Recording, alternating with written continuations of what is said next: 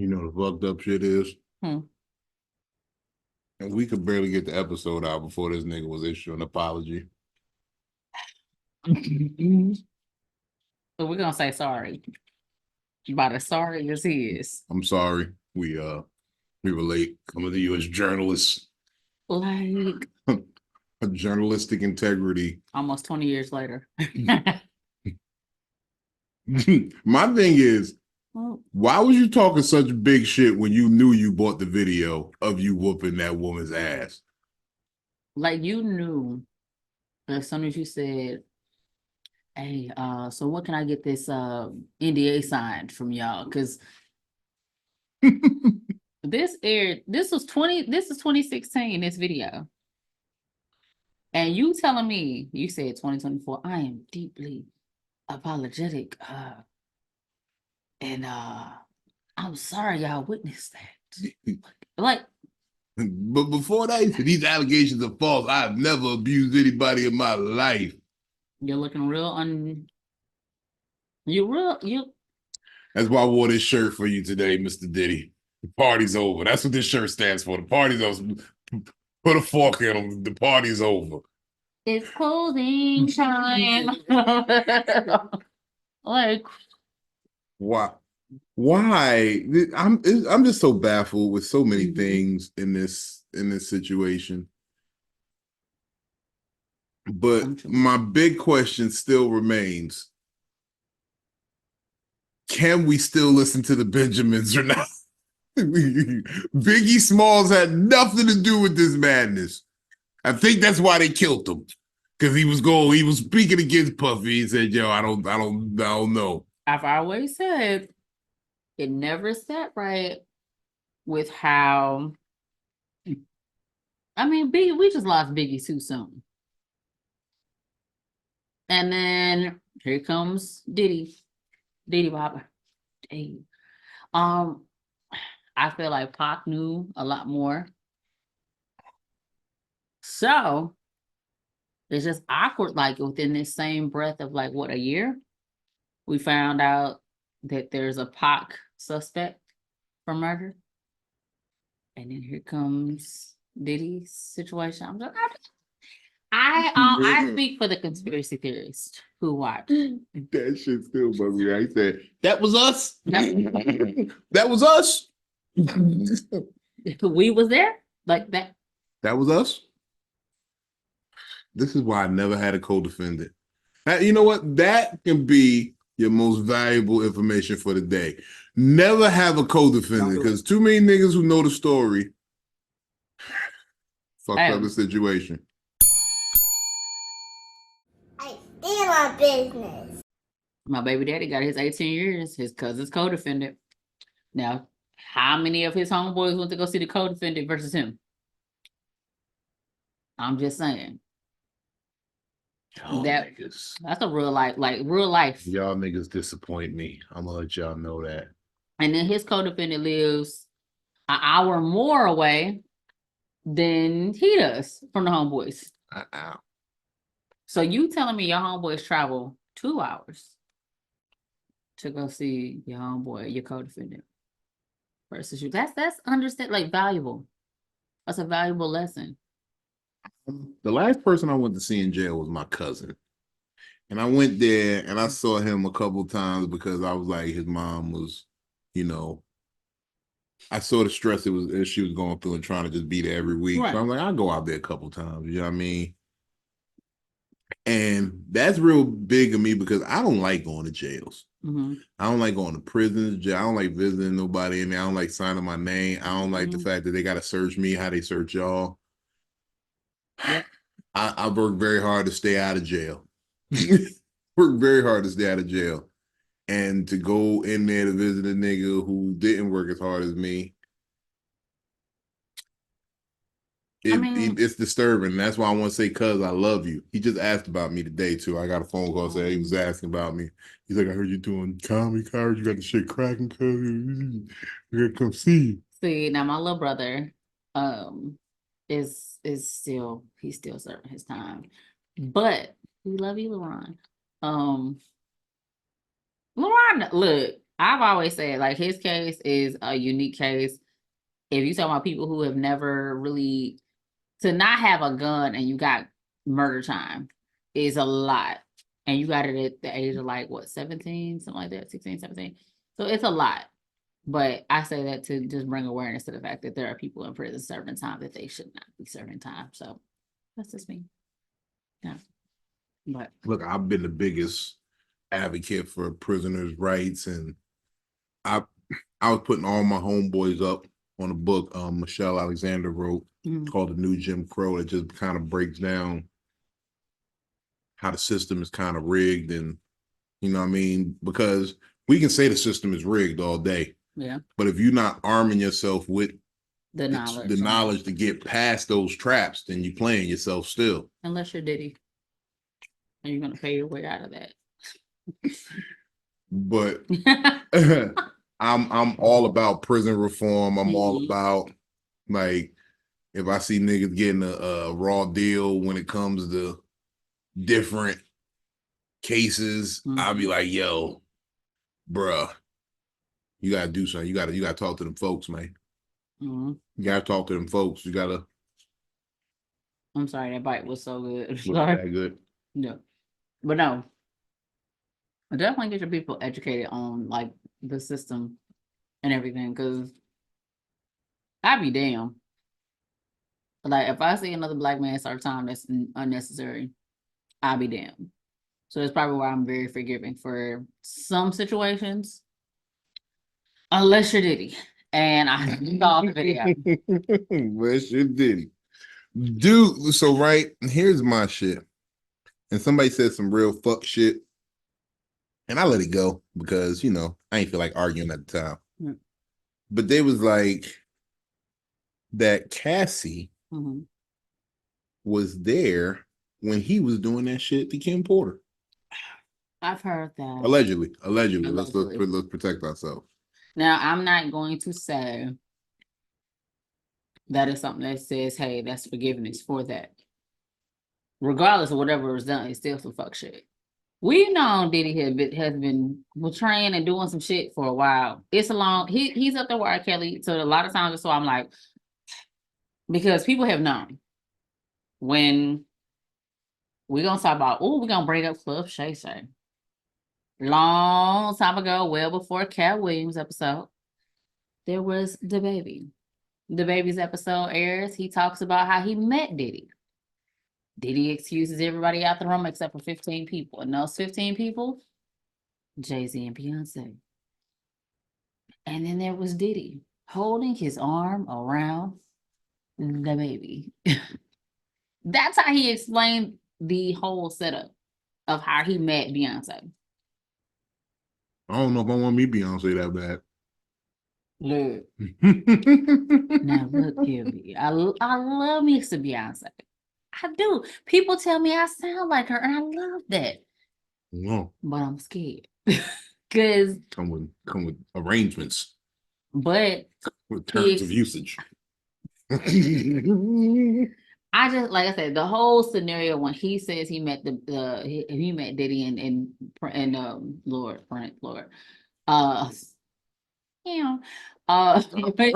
Beyonce and Jay-Z, when the baby met them, he just explains his whole scenario of meeting them, and it just seemed weird.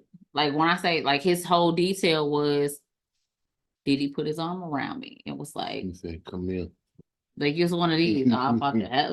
Is this a bakery hat? It's a bakery hat, yeah. Oh, my bad. Shout out to the bakery. That's all right. You know, it looks better on me. Anyways, but he puts his arm around him like this. Bring him in. Bring him in. And like this or like this. And the baby ain't no. Nah, explain it again. Was he like this? Yeah. Okay, for those who don't. I'm sure that was the best movie, man. Best one. But when it comes down to that's a perfect Diddy reference, though. Like, explain it to me. That, oh my God, you've been seeing a reference for years and we ain't said nothing. That's crazy. But the baby is little. If you've never met the baby in person, he's a suave little chocolatier little man. Suave chocolatier. Chocolate. Chocolate there. I'm just making sure I understood the verbiage. That's all. I feel like that. Okay, I say that because you ever gone to like the Godiva chocolate place, Uh-huh. and it just has like a aroma. And when you meet the baby, he's my height or shorter. No, I think he's shorter. And he had an aroma. He had a very nice suave cologne smell. So I was like, oh, he's a little chocolatier. And he's a little chocolate, like a little chocolate drop. Chocolate there. There we go.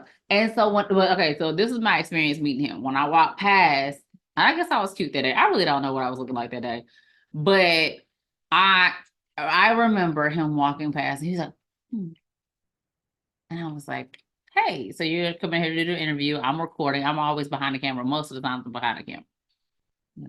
This was in the mall? Was that the day he knocked the nigga out in the mall? No. Okay. No. I actually got to meet him when I was working at a radio station, local radio station. And he came in and he was like, yo, and have I ever met you? And I was like, no. But he has this, y'all have heard the act, like his accent, his suaveness. It comes into this cute little package. And it's so cute. You almost want to be like, oh. But I was like, damn, he is the same height as me. He look eye to eye. But he has a suaveness. He has a chocolatier suaveness. Chocolatier suaveness. That even she did like this. It was like when the girl went like this with me. I'm just putting that out there. You know what? He was the little Jiminy Cricket of rap to me. And I was like, oh my God, it's so good. Salute to you, the baby, Jiminy Cricket of rap. And he has a suaveness. So when you tell me a man like that, who like I said, in his heart, in his voice, he gives you 6'3". Oh yeah, he a titan. He a giant in his rap. In his rap. He a giant, even talking to you. Hey, do I know you? I'm like, oh my God, that's how you sound. He's like a white Bill Clinton. But don't give it up. White Bill Clinton. Oh, isn't Bill Clinton white? Nah. It depends on when Monica song lasts. But no, I feel like I said, the baby has a suaveness around him. And when he explained the whole Diddy story of how he met Diddy and how he hung out with Diddy, I felt like that man was like, yep, awesome to get my ass taken right then and there. Mm-hmm. Like, it just gave. Made it out narrowly. It gave by the skin of my teeth. You barely made it out, baby. I don't ever want nobody in the industry to take me like this. Just like I'm scared. This is why I've been kind of slowing down. I don't know what them niggas got planned for a big nigga like me. I heard about what they did to motherfucking Carl Winslow. And now they got Eddie Winslow too. Man, look. Jaleel White, we praying for you, baby. Urkel, we praying. Yo, Urkel been on like that little looking ass. Like Urkel, we praying for you, baby. Just we heard they turned Laura out. She out here doing it for Chick-fil-A sandwiches. And a Fiat. Yeah. All y'all niggas from the 90s falling off. Maia Campbell, oh man. She was out here doing it for Cheetos. She was doing for less. Yes, definitely food for less. But I feel like when it comes to, even with Eddie Winslow and his choices, that ain't that man's real name. Shit. What is his real name? Darius McCray. Okay, yeah. I'm along with the lines of he is doing it for the attention. Who would ever knew that Geraldo Faldo was the realest nigga on that show? He was. No, give it to Urkel. Jaleel White, he was, but he was fucking a lot of hoes back in the day. But Stephon Urkel, he was Stephon Urkel. I fucking little suspenders and all. Can I do that? Like, I had the doll. Oh, okay, damn. Okay, one of the episodes in June. By the time June comes, I should have the Urkel doll. One of the episodes. I'll just let you know that. Like, hey, look, I forgot a lot of shit. I meant to bring all the paraphernalia that the sponsors have been sending me. Because I got like 20 jars of edibles from Blum. I got I got mad hard ciders from 1911. Oh, those I'm doing. Hey, Bakery. Thank you for all the fly swag. We always love you, man. Look, we just give me a crop top. Fit it. we got you. Okay. I got something for you. I got something for you. They send me bags and stuff. I just don't be going through it all.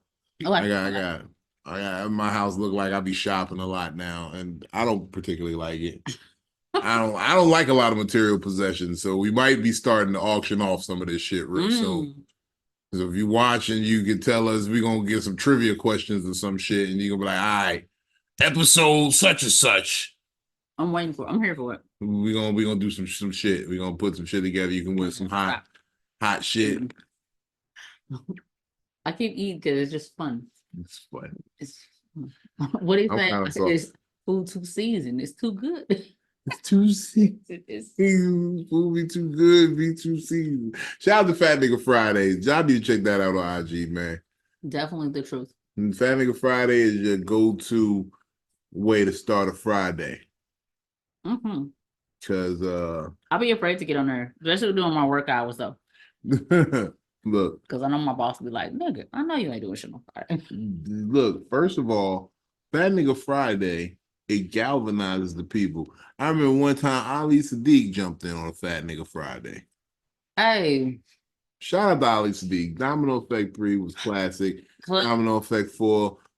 It's coming and it's gonna be classic. Man, look, no, did he drop? No, dropped it already, but he ain't dropped it for free. He ain't allowed to go on YouTube yet. There we go. Yeah. But yeah, it was good. It was real good. I ain't gonna talk about it yet till it's presented for the masses. Because if you didn't pay for it, I can't really. That's on you. You know, like I respect the hustle of let me get my money off it first before I give it to you for free. Exactly. So. And again, Ali Sadiq is one of my all-time favorites of like storytelling and just the industry of like he's the new age. He's on my Mount Rushmore. He's on my Mount Rushmore. I'm gonna give him that. But I have like, and I respect people who have a different grade of Mount Rushmores. Because you can have your, we gonna give it to, you know, Richard. We're gonna give it to Red Fox. We're gonna give it to, you know what I'm saying? Like I feel like we'll give it to Sinbad. Like those are the Mount Rushmore comedians that you just like, all right, they've been done that. They did that. They're doing that. You know what I'm saying? Like I can go back to all of even Sinbad's stand-ups and laugh at the same fucking jokes. I had cassette tapes, everything. So I remember those Sinbad joints. Like, Sinbad joints was the best when he was like in Aruba and shit. Yes.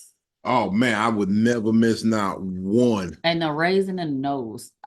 Like if you know his stuff, you know what I'm talking about. But it's like those comedians. But I feel like we need to start building those next grade comedians. And I think Ali Sadiq is one of those next grade. Like he's there. He's to the point where you just like I told you, I've told you this before. When he come in and he just open it up. Hey. That's that's the coldest intro in the motherfucking game, bro. And this a man who will tell you, I'm 5'7". Nigga, you the tallest short nigga I've ever met in my life, or never met you. But when I meet you, it's the homie. I remember I got to work a whole New Year's weekend with Ali. That's my first time they let me feature too. I was like, oh, this year gonna be great in comedy. And we did 5 shows, man. He let me get my little 30 minutes in. Yeah. And motherfucking, then he did an hour and a half. And then we rocked out for New Year's. Yeah, he's like that's a stone. He gave me the best advice. He gave me the best advice when he wasn't even trying. Then he gave me the best advice when I asked him directly. And that's what I love. Like when it comes to even people in comedy that I love to approach, are just to be like, yo, be honest with me. But it's like though, like you said, when I'm not asking for it, and when I'm asking for it, you give me that heartfelt, like, no, this is like I said, to see even with Ali Sadiq, I see him performing. I'm just like, yo, like he gave me that energy, even on like Domino Effect 3, he gave me that energy of sneaking and just going to listen to comedy. and listening and laughing and be like I felt like a whole kid laughing and understanding like grown folks shit and just it's been a while since I felt like That's how it was for Domino Effect 1. I'm sitting there looking for somebody to I'm like, yo, and I'm watching it by myself. I'm like, that shit had me so gone. yeah. Like, and I told you before. I know I've told you because I say it a lot. I remember when I first started comedy and I was like, in this weird, like just trying to understand what I was looking for. Cause you know, everybody always talk about what are you trying to do in comedy? And he said the most profound thing I ever heard. He said, I'm trying to have a profound experience with the audience. And that was the coldest shit I ever heard anybody say because he's like, everybody getting a comedy because they wanna be an actor, they wanna do they got Hollywood dreams, they want to do movies, they want to 90% of the time nobody wants to do stand-up. Nobody wants to do stand-up. Yeah. I want to do stand-up. That's it. I want to be in front of an audience and we are laughing our ass off and we learn something about ourselves. We learn something about each other. We just have this beautiful moment on stage. I just had an epiphany. Okay, never mind. We'll discuss that off the camera, but I just thought about something. We'll talk about it later. Yeah. We'll talk about it later. But damn, I think I know what I'm gonna do. Okay. Never mind. Okay, so because we got so much going on. But boom. I think I know what I'm gonna do. Just remind me later. I think I know what I'm gonna do for the comedy, NC comedy. Yes. Funny. Yeah. Funny NC. We'll talk about that. We taking home a crown, baby. Got to. We taking home a crown. If I don't, remember I'm from St. Louis, North Carolina. I'm just gonna let y'all know. This bitch up. No. Bye-bye. Allegedly. We gotta start throwing the allegedlys in there because they're gonna start seeing what we got going on. They be like, these niggas get money, these niggas got endorsements. We gotta start taxing them when they say wow. Really be shooting niggas like I don't mean I go to a gun range. I go to a gun range. I will be. Who wants to take me to a gun range? Can we go to a gun range? I love the gun range. I got a frequent shooter card. We can do like can we do like a special episode or like maybe a live? Random live. Well, there's gonna be some shit running through here or through this episode. I didn't even get to show it to you yet. I had a mishap, right? And it was I'm probably gonna play it right here. So if y'all see it, it's gonna be some funny shit. It's gonna be like a BET movie star. Like, I bet you're wondering why I'll get here. How I got here. How did we get here? Do I want to know? I don't want to know. You're gonna see it. You're gonna see it because it's great. Actually, I think.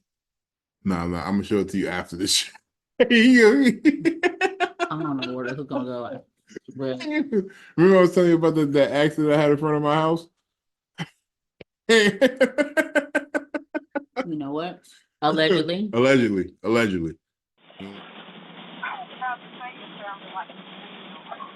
Oh, I am, but not really. Motherfucking Crocs. Just made a whole smoothie and just spilled it all over myself. I bet you're all wondering how I got here. Well, it started like any other day.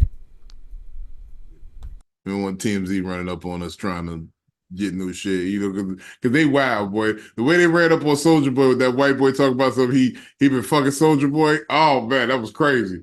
I said, boy, Soldier, not Big Soldier, right? Not big Soldier. And you know, it'd be disrespectful when these homos be talking about you. No homo, but it'd be disrespectful because these gay dudes, they talk about you and they say something really flattering, but it'd be in a gay kind of like, oh, he had a huge dick. Oh my God, his dick was so big. I could barely swallow it. I mean, yeah, and he'd be like, yeah, I got a big dick, but no, he don't know that. Still of my girth, but he do. Like, not Big Soldier. That's deep throat. Wow.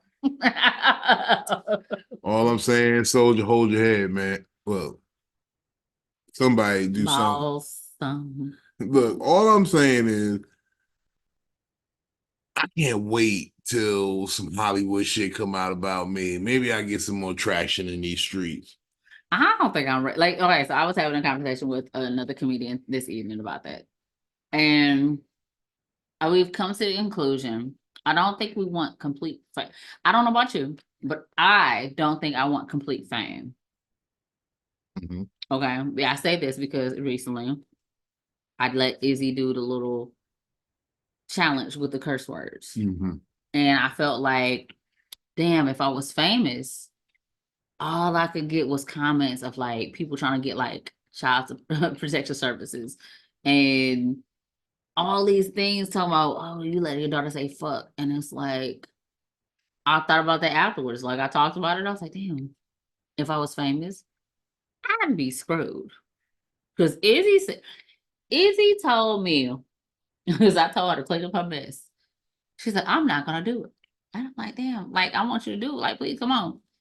And she goes, I'm not gonna do it, you little naughty ninja. And I'm like, Ninja. and I know you thinking she said ninja meaning nigga. No, she said naughty ninja. And I was like, damn. I'm mad because she called me a naughty ninja, but in my heart of hearts, I can't be bad because She kept it clean. She kept it PG. after I let her say the word fuck on the camera, like this is how smart. Like She was like, I can't afford to be famous because if she doing this shit, no, she gonna do like she stands on business. and Okay. business. And she's so cute with little speech impediment. Huh? I love it because I had a speech impediment as a child. I didn't think I would like you hear about people with speech impediments as a kid, and I'm like, I never really met them. Did I know one? I couldn't say grandma. So what I used to say was Nama. And the name stuck throughout life. Like to the day that woman died, she was Nama. Nama. Nama. That's how my mother got the name Gammy because the kids in the generation before couldn't say grandma. So they said Gammy. Gammy. So Gammy has just been like a trickle down effect of birth, what is it? Speech impediment. That's what Gammy is, a speech impediment. It's cute. But it wasn't Grammy, it wasn't grandma, it was Gammy. Like it was Gammy. Like that's yeah. Y'all know who y'all was. They super educated now, but Look, Maya Angelou had a speech impediment before it was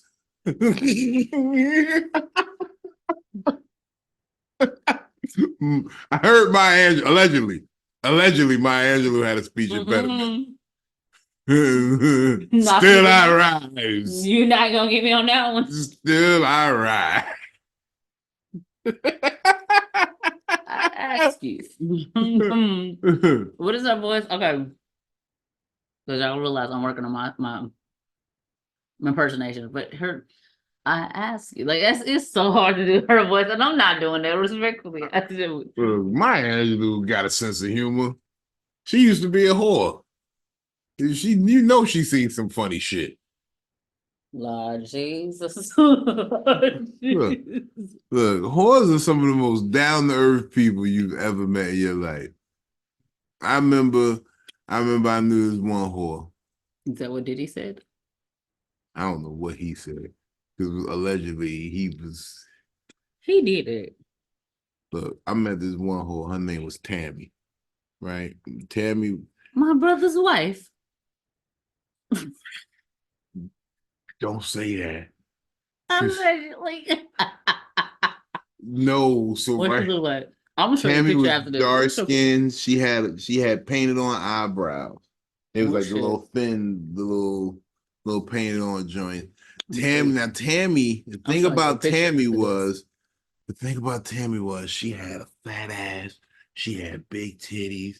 She was like legs for days. Like her quads looked like an NFL player's quad. Like she could walk the strut, but you could tell she walked the stroll her whole life because her feet was fucked up. Her feet was like complete bunion hammer time. Oh, okay. It was like complete, like it looked like you could see every trick on her foot. Now, she asked me to work with her one day. She was like, look, I ain't really looking for no full-time pimp. I give you 30% of whatever I take in for the night, but I gotta make it home safe. I got kids.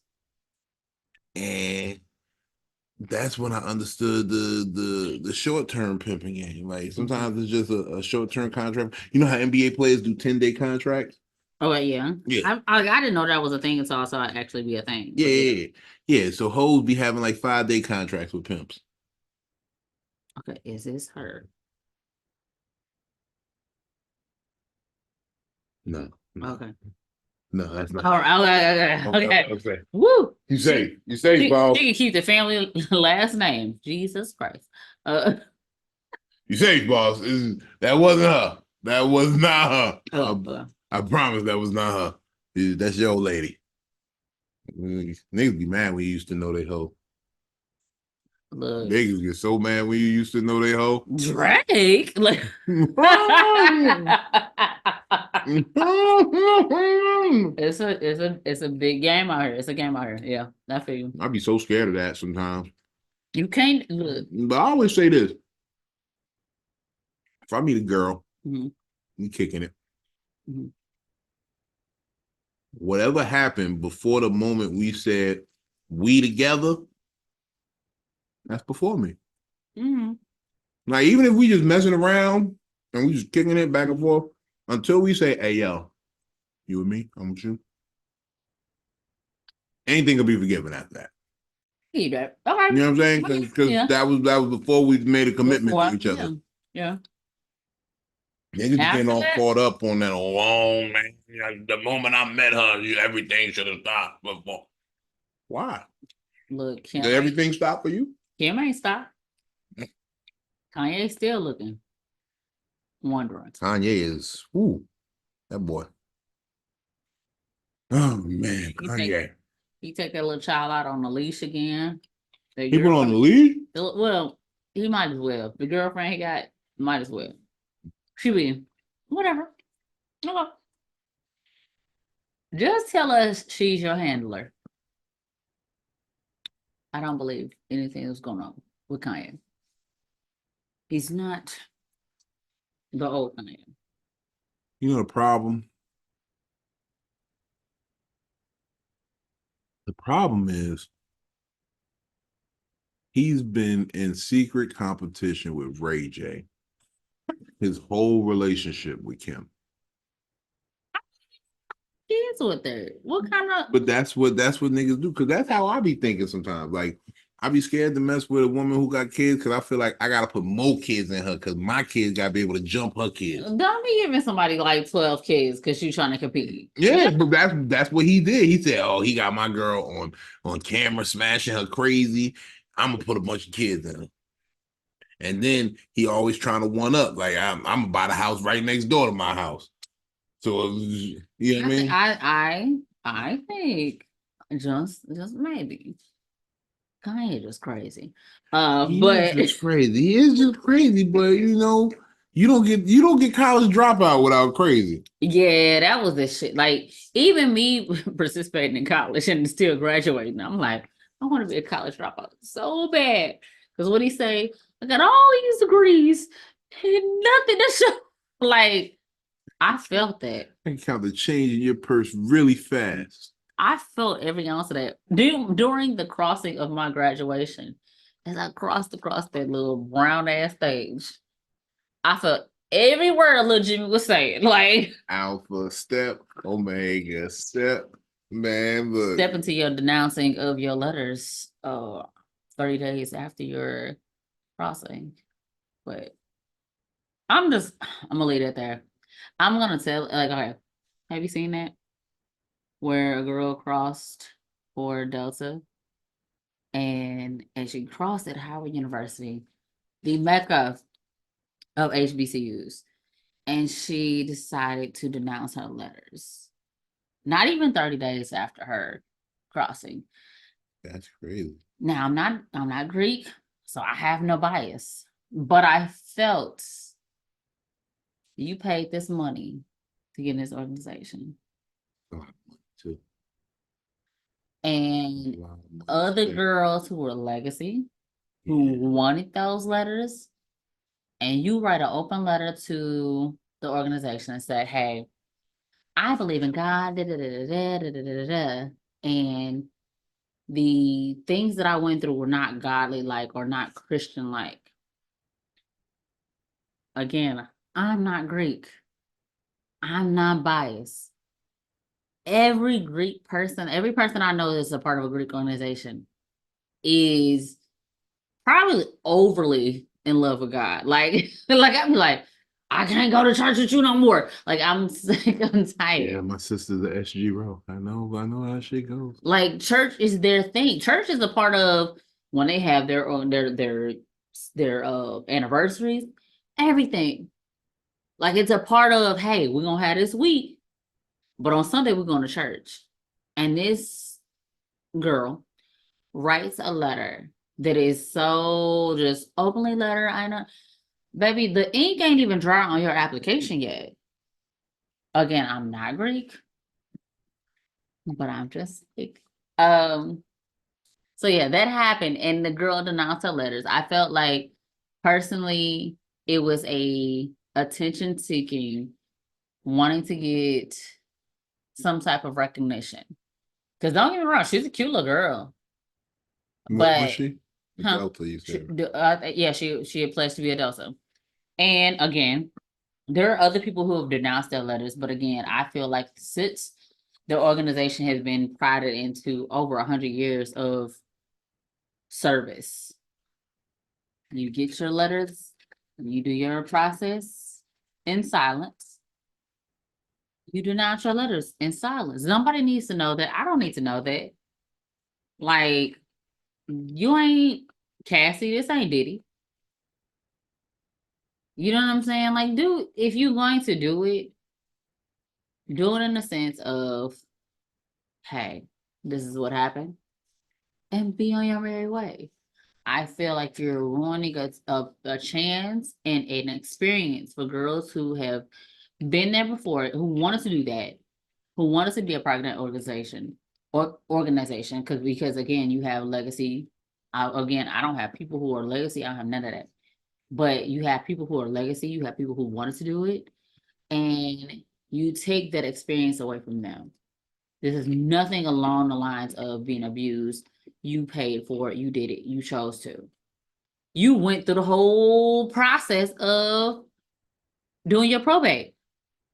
So you had a whole performance before. You could have said, hey, before we do this, before I get my cute little outfit, stop. I don't want to do it anymore. But you chose to go through. Like a gangbanger dropping his flag. You get killed behind that shit. I'm just saying. So that's us. Yeah.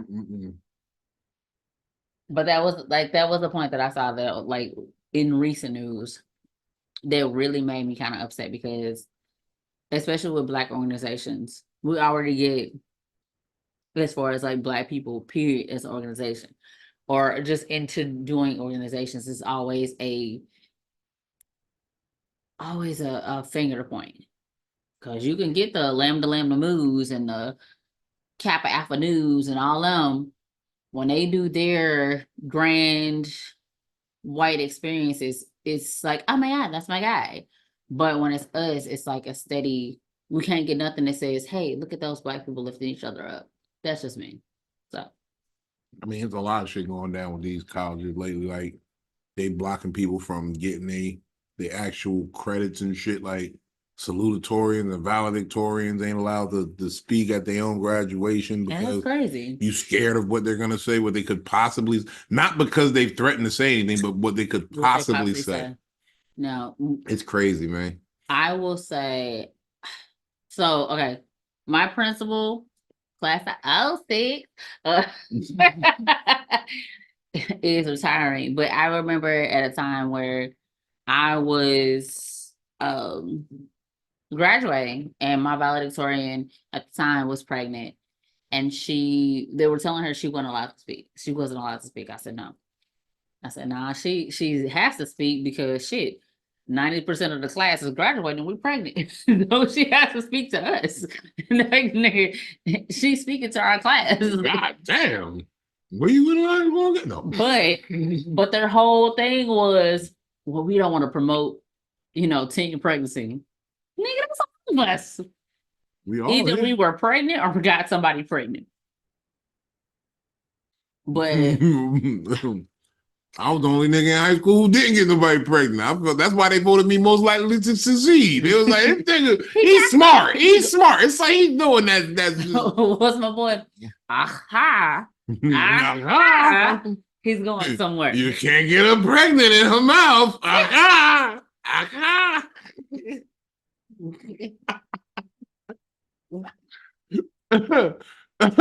I'm done.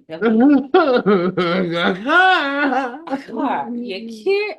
You know what? This is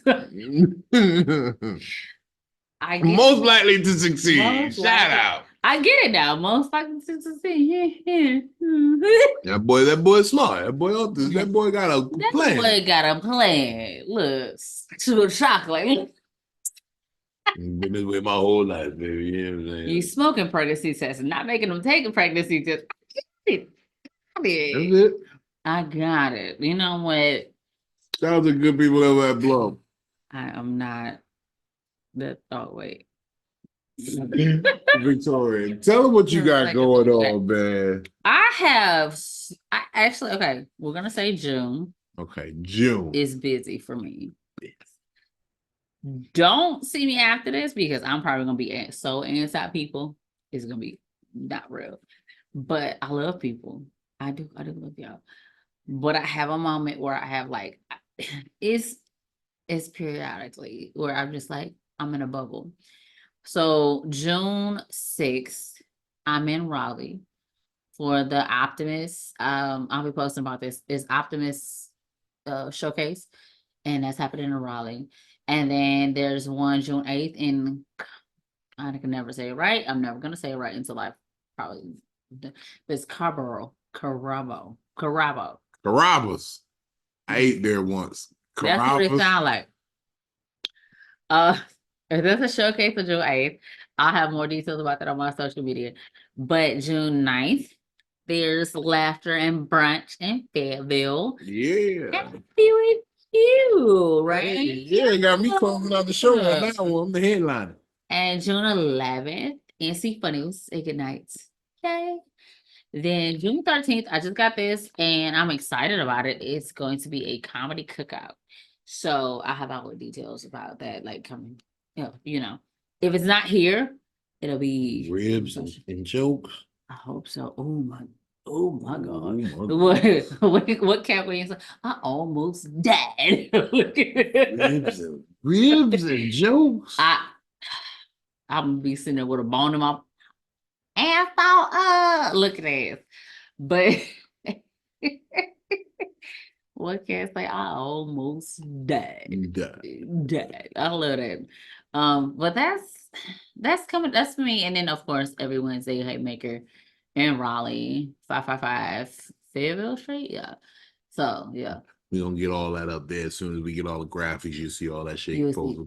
We're gonna about to do a lot more episodes. As you can see, we jumping back right in immediately because this is a popular demand coming in for most valuable podcasts. You know me, I'm on the road with Coco and Finesse. So we got DC coming up, Comedy Law. Get it together. We coming real soon. I got a brunch going down in Skippers, Virginia, man. My man Benny Blanco Perry, Antonio Tin Man Collins, the Fayetteville. That's Cuzzo Ace, man. Ace Brown, Cuzzo. We gonna blaze that shit for you.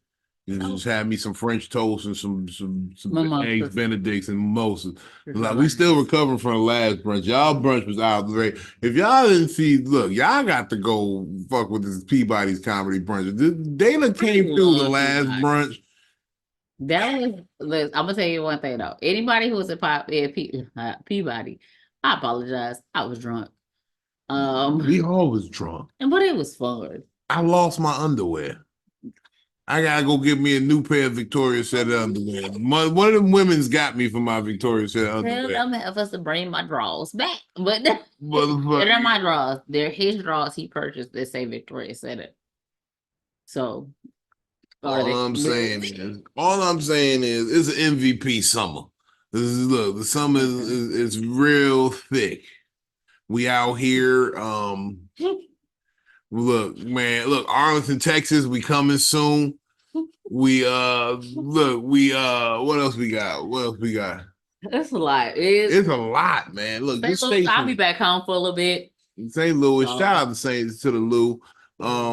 Look, visit ComedicTherapy.xyz. You can see the whole calendar right there. And that is where you also probably watching this. So that's also a good thing. So you just explore the page, sign up for the mailing list. You know what I'm saying? We can get you all the information because we're about to start an MVP tour and we're trying to line up the cities now and figure out which cities we need to hit, which cities are gonna be the most responsive to ticket sales. Because that's what these people want to know. They don't give a fuck how funny we are. They want to know. We could be sitting here talking about Jesus. Like, buy tickets. But y'all gonna motherfucking come. That's all they care about. You know what? Hold on. When she was cracker. I almost died. You almost died. You know you can't say cracker on motherfucking Instagram no more. Shit, there's cracker. No. You can't say crack on Instagram no more. It's one of the flag words. You know why? Because my grandmother was alive. My great-grandmother, she used to say cracker, and we thought she wanted Ritz crackers. She was like, we thought she didn't like Ritz crackers. We thought she didn't like premium crackers. We was like, I'm sick of these crackers. I hate all of them. We didn't know what she was talking about. Caucasians. Caucasians. Caucasoid. From the Caucasus now. So from generation to generation, everybody was like, so the generation before us was like, oh, they laughing, keep. We sitting here like, man, great grandma really didn't like no cracker. I was like, I love graham crackers. Why she don't like them? She didn't like white folks. And we didn't know it. She knew what she was talking about. Look. She knew. She said not one lie. As my mother and my grandmother have said before her, they have said not one lie. Oh, grandma. And that is how we will end this episode of the Most Valuable Podcast. Shout out to grandma. Shout out. We love you. We love you, grandma. Because you know what? Grandmas don't lie. Grandmas don't. My grandma covered for me, and matter of fact, I shouldn't even talk about that. I know I came in out there. You tell him I've been here all night, okay? And she said that to the police, and I will forever thank her for that. I will never, nobody else, no questions asked. She just said, no, my grandson been here all night. Here, right here. Right here. He sat right there on that couch. He was watching the basketball game. Who was playing, baby? The Knicks? Yeah, the Knicks was playing. I said, right here. I had 2 packs of chicken oodles noodles, remember? Oodles and the noodles. Shout out, Grandma. Shout out, Grandma. Thank y'all for tuning in. Another episode of Most Valuable Podcast. Hey, yo, do me a favor. Smoke weed when you wake up. It gives your day high hopes. Yeah. I'm Big Vino. Drink your water, as Victoria said it. Water. Dry ass comedians.